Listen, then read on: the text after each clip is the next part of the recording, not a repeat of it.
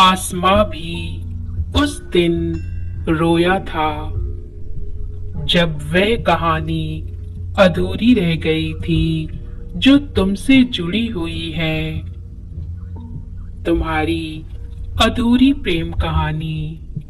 मेरे प्रिय, आज मैं तुम्हें वह सच बताने जा रहा हूँ जो तुम्हें हैरान कर देगा। क्यों लेना पड़ा तुम्हें फिर से इस धरती पर जन्म? क्या कारण था जो तुम्हें अपना प्यार ना मिल सका? वह कौन था जो बन बैठा तुम्हारी जान का दुश्मन? अब तुम्हें अपने सारे प्रश्नों के उत्तर मिलने वाले हैं। इसलिए इस संदेश के हर एक शब्द को ध्यान पूर्वक पढ़ना, क्योंकि यदि एक भी कड़ी तुमने छोड़ दी तो तुम सत्य से वंचित रह जाओगे। तुम अपने पूर्व जन्म में एक ऐसे स्थान पर थे जो पर्वतों से घिरा हुआ था। प्रकृति का सारा सौंदर्य जैसे उस स्थान पर मूर्तिमान था। वहीं तुम अपने परिवार के साथ निवास करते थे। तुम ऊर्जा से भरे हुए अत्यंत खूबसूरत और आकर्षक शरीर में थे। तुम्हारा आकर्षण इतना अधिक था कि हर कोई तुम पर मोहित हो जाता था।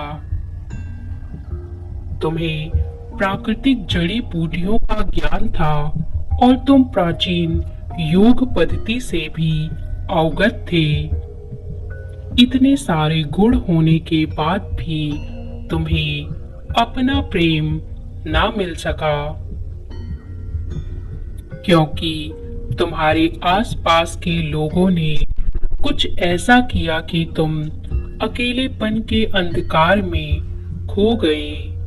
मेरे प्रिय, दिव्य था तुम्हारा प्रेम, जिसे तुमने अपनी भावनाओं की स्याही से प्रकृति के पन्ने पर लिखा था।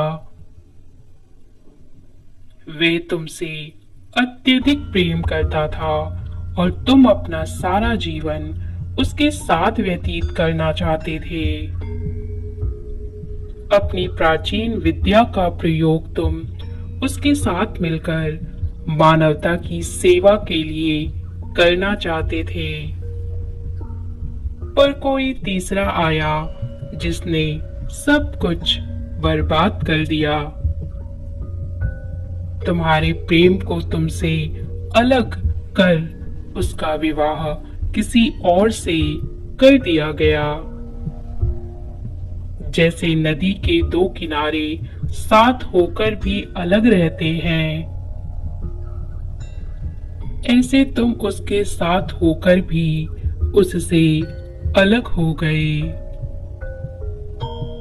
उसने अपना जीवन तुम्हें माना था और तुमने अपना जीवन उसे।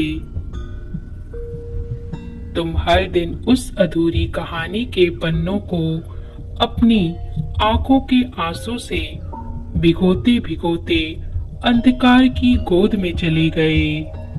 एक ऐसा तूफान आया जिसमें धरती कांप उठी। कहीं वर्षा तो कहीं भूस्खलन।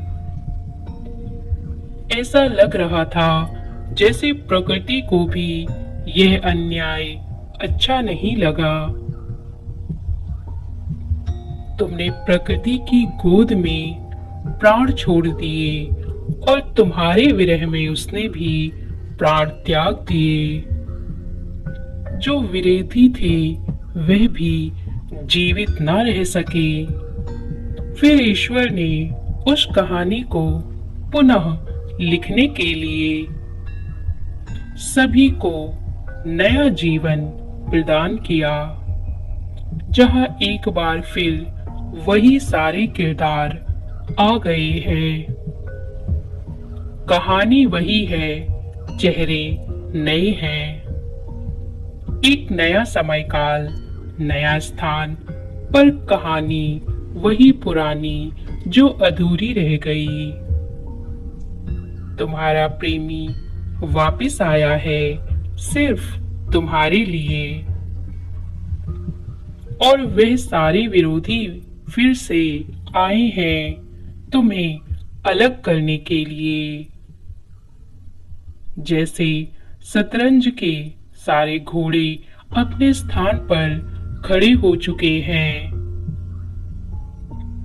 इस बार नई लड़ाई लड़ने को, इस बार न्याय करने को। मेरे प्रिय, उनकी पहचान करो, वे सब तुम्हारे आसपास ही हैं। वह भी जो विरोधी थे और वह भी जो सहयोगी थे। अब तुम्हें बस इस बार अपने लिए लड़ना है। अपनी अधूरी कहानी को तुम पूरा करने के लिए आए हो।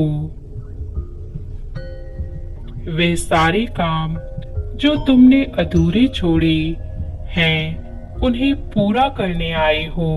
जो यदि तुम्हें परमात्मा पर विश्वास है तो सच्चे हृदय से 1 मिनट प्रार्थना करो।